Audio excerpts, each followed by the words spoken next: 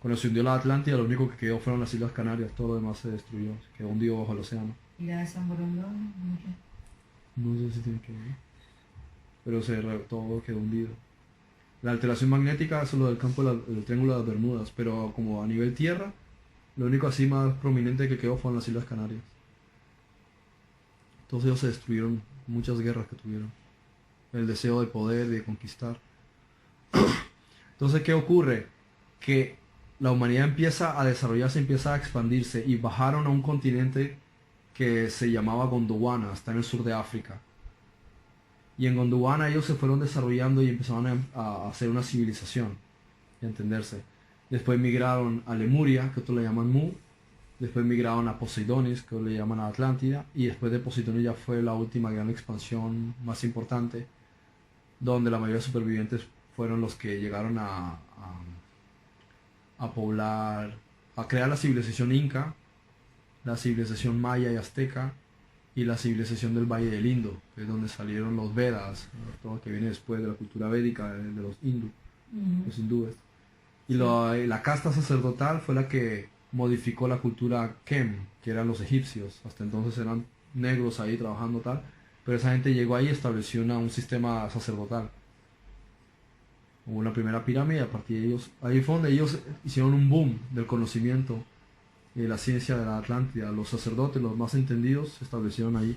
Y todo el resto de gente que sobrevivió, de alta alcurnia, se fueron para el norte a fundar una civilización llamada Hiperbórea y después se fueron hacia una tierra más allá del Polo Norte, que era cálida, no era fría como se suele decir. Es llamada Shambhala o Agartha. ¿Con H Hiperbórea? Shambhala, Hiperbórea, sí.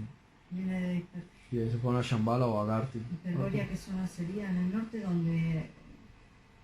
¿dónde sería hoy? Hiperbórea, Escandinavia, creo. Ah. Escandinavia, Siberia, por allá. Y después se fueron más al norte, los maestros más avanzados que no querían saber nada de eso. Los dioses, más allá de Groenlandia. Llegaban hacia el centro de la Tierra, a lugares espirituales que hay allá. Enormes galerías, mundos que hay allá. Hay una especie de mundo que hay. Y eso lo llamaron Shambhala.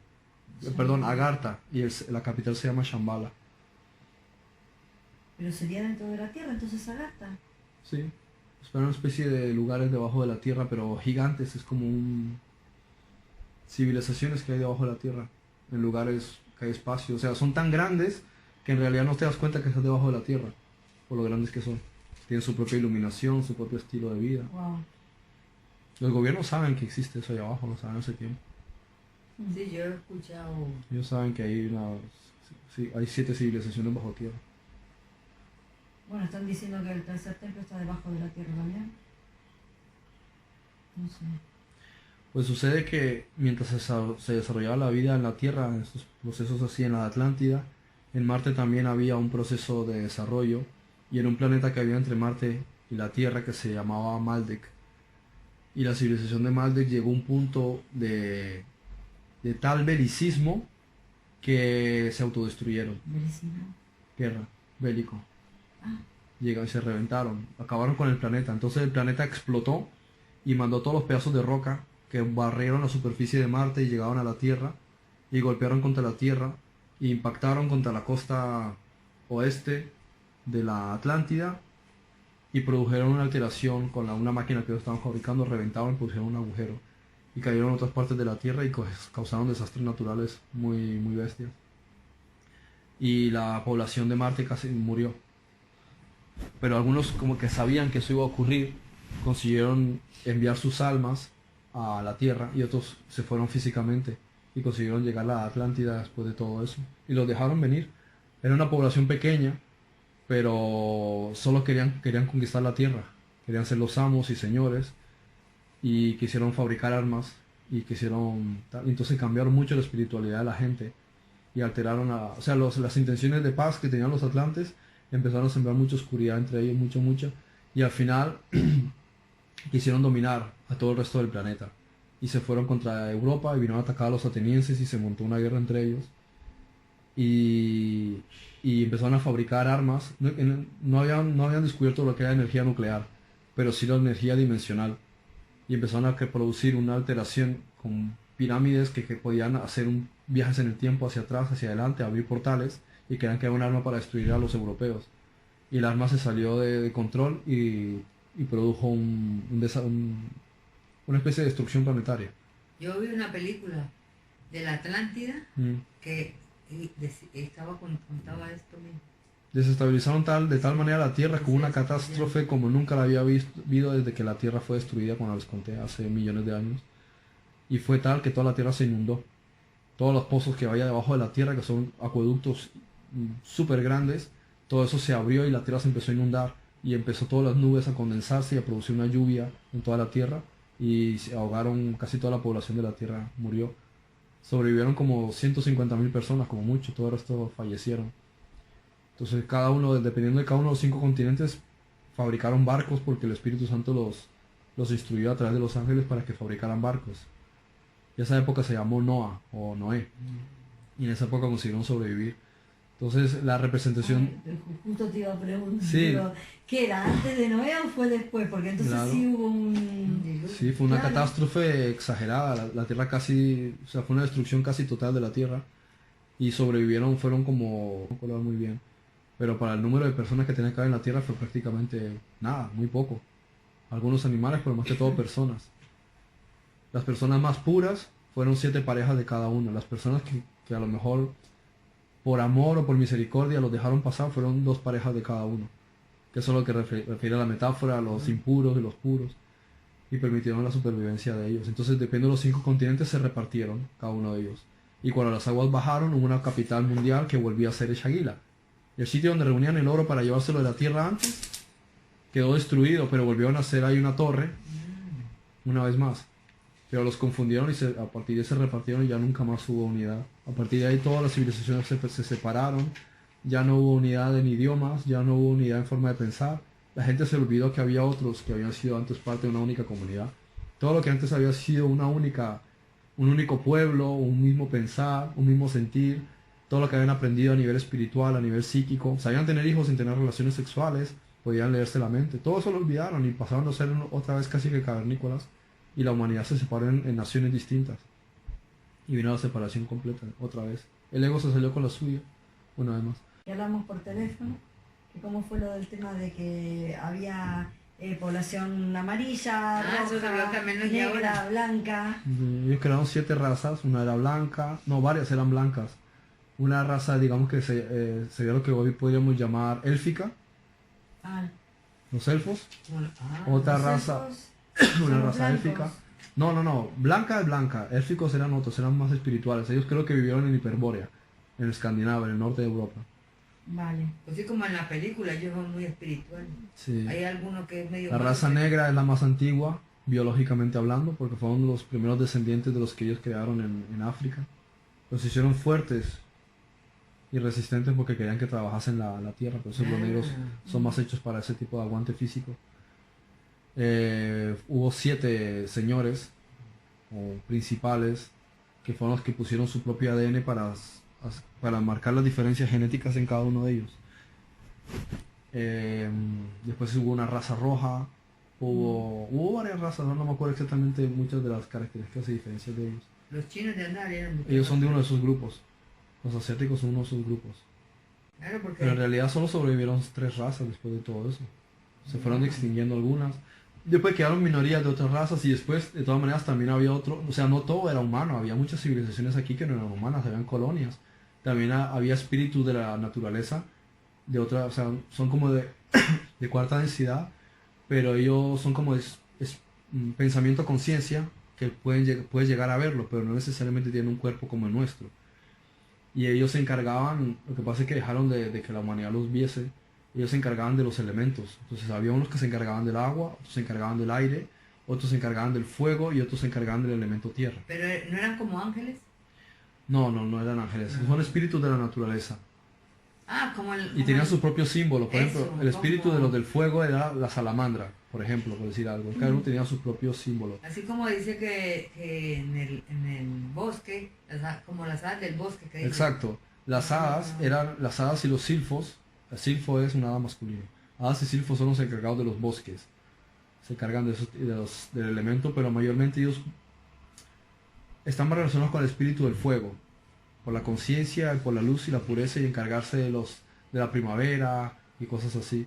¿Fuego o El fuego es su principio, el de los silfos y las hadas. Sí, Después su símbolo es la salamandra. sí. Después están otros que son del elemento agua, que son las ninfas. Algunos las Pero- llaman sirenas, pero yo diría Ahora que sí, no. Silfos era del bosque, ¿no es Sí, cierto? Sí, pero el elemento fuego. sí, fuego. Las ninfas del elemento agua. Después estaban los pigmeos o gnomos, que se encargaban del elemento tierra, pero casi siempre estaban bajo tierra, en grutas y cuevas y demás.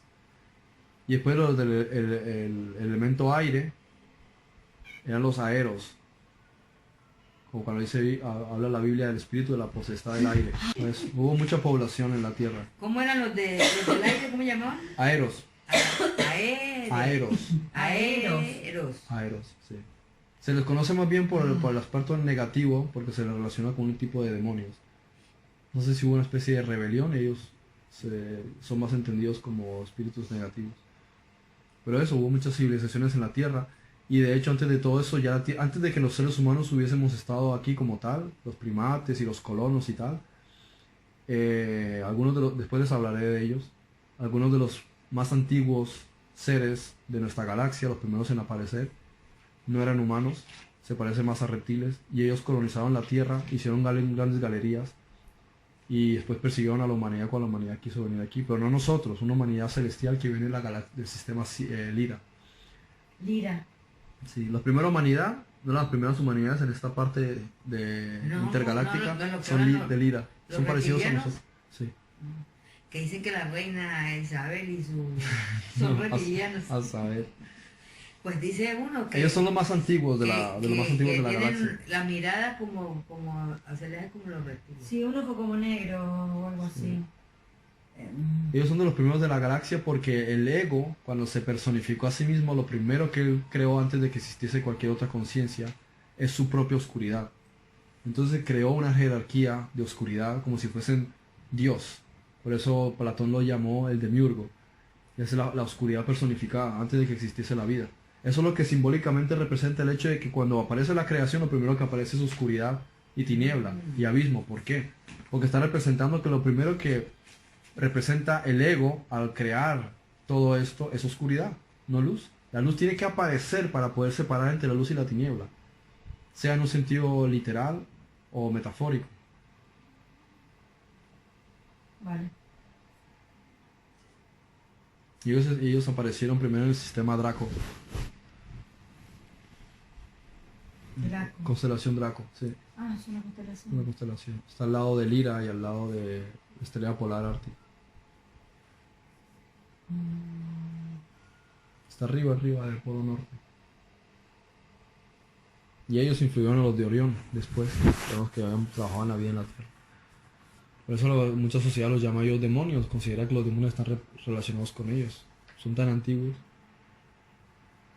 Y meten el... O sea, ellos personifican esta idea del ego de oscuridad, que a nivel religioso se llama diablo, serpiente antigua, Satanás, dragón, todo eso.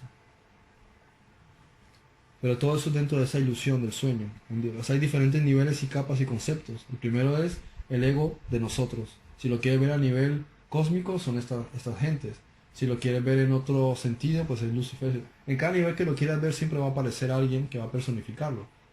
Y así cuando estaban, por ejemplo, varios humanos en cierto jardín, ¿sí? Estaba el jardín de las Hespérides hacia aquí, después estaba el jardín de Edén, o le llamaban Edin, que quiere decir tierra cimentada en la lejanía, una región súper bonita. Estaba al oriente. Y vino uno de aquellos que pertenecían a otra raza que no era humana. ¿Cómo viste que llamaba al otro jardín? Hespérides. Espera. Ah. Hespérides. Y uno de ellos que pertenecía digamos que así como de todas las razas que había, como había una raza humana, había otras razas que no eran humanas, pero también convivían aquí.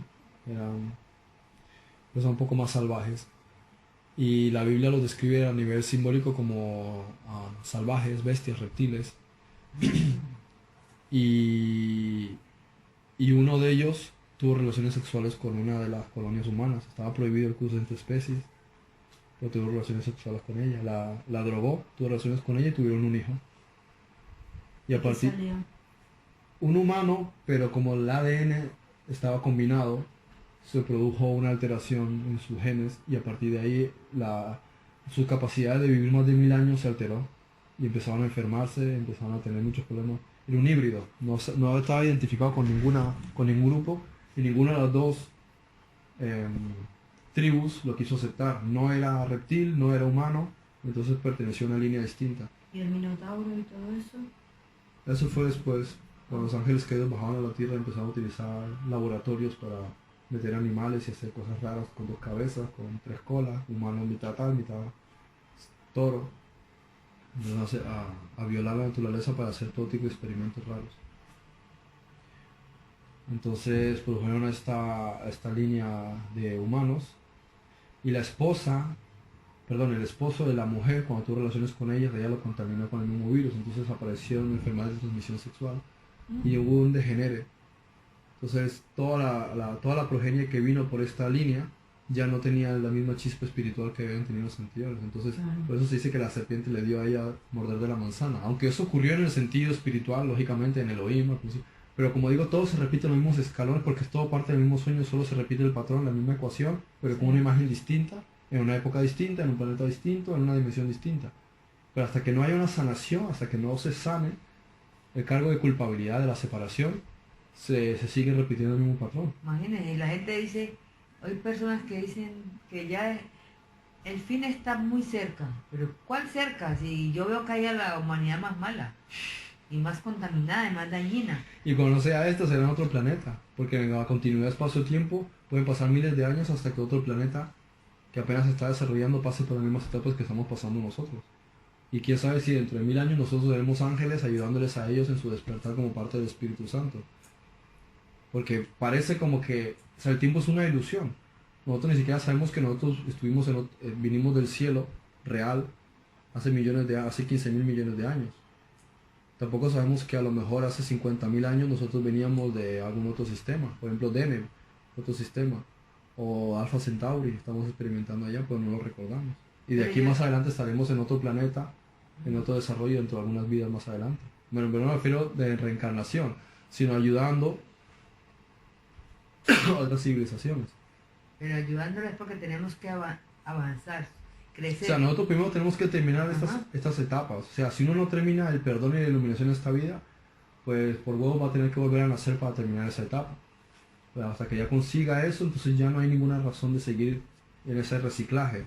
Qué bueno. Entonces lo que hace es que ahora decides si quieres irte a otro mundo y estar conectado en otra dimensión de otro mundo, o si quieres permanecer en esta continuidad espacio-tiempo, aunque no te vean necesariamente, y trabajar como parte del Espíritu Santo. Por eso dice que nos preparemos para ayudarlo. A la multiforme Ajá. sabiduría de Dios llevada a los lugares celestes, claro. Ajá. Hay que subir de nivel. Ahí está la clave, es todo el perdón, porque en cualquier mundo que sea, en cualquier dimensión que sea, todos, por muy extraterrestres que sean, o muy avanzados tecnológicamente, todos tienen en el inconsciente la culpabilidad. Y los ciclos y programación de toda la mente los van a tener que pasar ellos también. Ellos también se mueren, también se enferman, también tienen karmas, porque el programa se repite en cualquier mundo, da igual, es indistinto si tú eres de Júpiter de 4ª densidad o si perteneces a las Pléyades. Todos estamos dentro del mismo juego. Y todos tienen que aprender las mismas experiencias de amor y de perdón y de sanación y salir del sueño y de despertar y iluminarse. El amor y el perdón es como el que dice... Perdón, y volver a comprender que todos somos realmente uno. Sí, el que dice... ay, ¿cómo se llama? Lo siento, perdón, lo siento, te amo. Perdón, lo siento, te amo. El Hoponopono. Ah, Que hay un hombre que habla de eso, lo siento. Él dice que repetir siempre para que tu yo interior empiece, lo siento, perdón, perdón, lo siento, te amo, perdón, lo siento, te amo, para que como que esa palabra te haga quitar lo de culpable, Sí. lo de Sí. pecaminoso. es que es importante que el conocimiento vaya de la mano con el ejercicio del perdón. Porque si tienes conocimiento pero no tienes el ejercicio del perdón, no va realmente a terminar de sanar tu ser. Es lo que le pasa a muchas personas que creen que por tener mucho conocimiento adquieren la iluminación, pero tiene que haber un ejercicio de la comprensión de eso. Es como si te dicen, ¿entiendes? ¿Sabes lo que es el amor? El amor se experimenta, no lo puedes definir con palabras. No se aprende tampoco. Claro. Bueno, se aprende en base a... El amor es una a las experiencia. experiencias. Claro. Entonces hay un perdón. Si no hay perdón, igual lo mismo, por otro lado. Te puede enseñar mucho sobre el perdón y a que hagas ejercicios de perdón. Pero si tú no entiendes lo que acabamos de hablar durante estas 2 horas, este contexto, no hay una conciencia de comprender en qué consiste perdonar. Pero si tú entiendes que es una ilusión, que ni sé cuánto, que si el holograma, el espejo, que realmente todos somos uno, entonces a la hora de perdonar tu conciencia está en otro nivel. Realmente sabes por qué estás perdonando y qué estás perdonando. No te han programado, entonces es más fácil a la hora de hacer ejercicios de perdón, porque eres consciente de qué se trata. Entonces es más efectivo, es más rápido, pasa más rápido las diferentes etapas de la vida para hacer los diferentes tipos de perdón. Por eso es porque ese perdón no tiene mucha efectividad en muchas personas, porque el perdón es más relacionado con un lo siento o con te disculpo. Eso no es perdón, porque sigue habiendo un cargo de culpabilidad dentro. A lo mejor perdonas en el sentido de no me voy a enfadar contigo, pero eso no quiere decir que realmente lo perdones, porque eres consciente de que solamente es un reflejo de tu subconsciente, siendo todos parte de uno que está experimentando lo mismo en algoritmos distintos. Este es un número distinto, pero al final son números que se están repitiendo aquí, allá, en una época o en otra. La misma cosa es, cuando tú le estás perdonando a él, te estás perdonando a ti, entonces ya hay una sanación en otro núcleo más.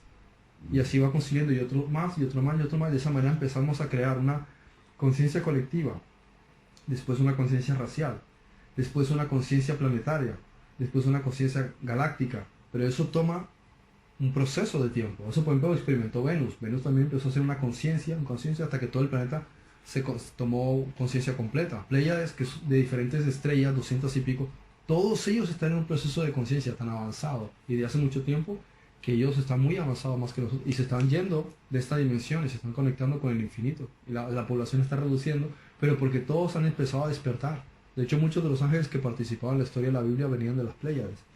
Entonces, cuando dice que habrán dos, uno se desaparece y otro se queda, es porque alguno de estos ya empezó a despertar, sí. Y se desaparecen, se van, claro, al infinito. O sea, muchos creen que el arrebatamiento es que simplemente te sacan del planeta o que te vas a otra dimensión, pero no entienden que en realidad de lo que se trata es de un llamado al despertar de la conciencia. Cuando ya despiertas, puedes estar un par de años más aquí para aprender algunas lecciones y después te deshaces del cuerpo. Y hay algunos que pueden tener la capacidad de que el propio cuerpo lo manipulan como quisieran. Jesús lo hacía así. Jesús no tenía necesidad de estar experimentando esa vida aquí. Él lo hizo porque quería prestar un servicio. Él hacía 400 años antes, ya había pasado todas esas etapas, se podía haber ido si quisiera. Lo mismo pareció en la Atlántida. Hubo 150 personas en aquel entonces que tenían la capacidad de trascender. O sea, imagínate el nivel de avanzado que tenían ellos como cultura, que a número de cantidad de personas realmente no es mucho. Pero si lo entiendes a nivel de cómo están espiritualmente avanzados, 150 de ellos estaban avanzados y querían ir al siguiente planeta, al siguiente nivel. Y cuando se presentó la circunstancia en esos planos, dijeron, no queremos que regresar y vamos a ser maestros de la humanidad a partir de entonces. Y se quedaron para ser guías de la humanidad. Jesús decidió lo mismo, Buda decidió lo mismo. ¿Qué le pasó, niña? Ya está durmiendo. Bien, pueda. Entonces pueden decidir ir a otro nivel, pero muchos simplemente lo que han entendido con el amor es que puedes integrarte con el espíritu en su totalidad si quieres, o seguir experimentando otros mundos, o quieres quedarte para seguir ayudando a crecer, al crecer de la conciencia de tu propio planeta. Y ellos decidieron eso. Jesús decidió quedarse porque habían aprendido muchas cosas y quería dar una lección de amor que pudiese marcar un referente. Por eso él dijo. Y Buda también. Lo que pasa es que Buda todavía no llama mucho la atención cuando estuvo con Jesús. Lo único que yo les digo es que se amen los unos a los otros. Claro. Pero la gente ese no lo ha entendido. Que no ama los unos a los otros. Y la gente habla mucho. Jesús llamó mucho la atención. Sí, todos vamos por ego. Jesús llamó mucho la atención en su momento por ser él. Pero realmente las cosas que él estaba haciendo las estaba haciendo María Magdalena, las estaba haciendo Felipe. Pero claro, la Iglesia Católica no quería que ellos tuviesen protagonismo, solo se lo dieron a Jesús. Y porque ellos le dejaban que él tuviese el protagonismo. Eran sus colegas, María Magdalena y Felipe, lo acompañaban para todos lados, hacían las mismas cosas que él podía hacer, pero le dejaron que él fuese el protagonista y así simplemente le apoyaban y le ayudaban a organizar las cosas. Pero ya todos ellos, los tres ya habían pasado la escuela, por así decirlo, pero querían llevar a cabo un plan de poder influir en esa sociedad. Y por eso también dice que, que los llevará y los capacitará para volver. Claro. Se pueden quedar en otra dimensión que envuelve la Tierra para continuar su aprendizaje.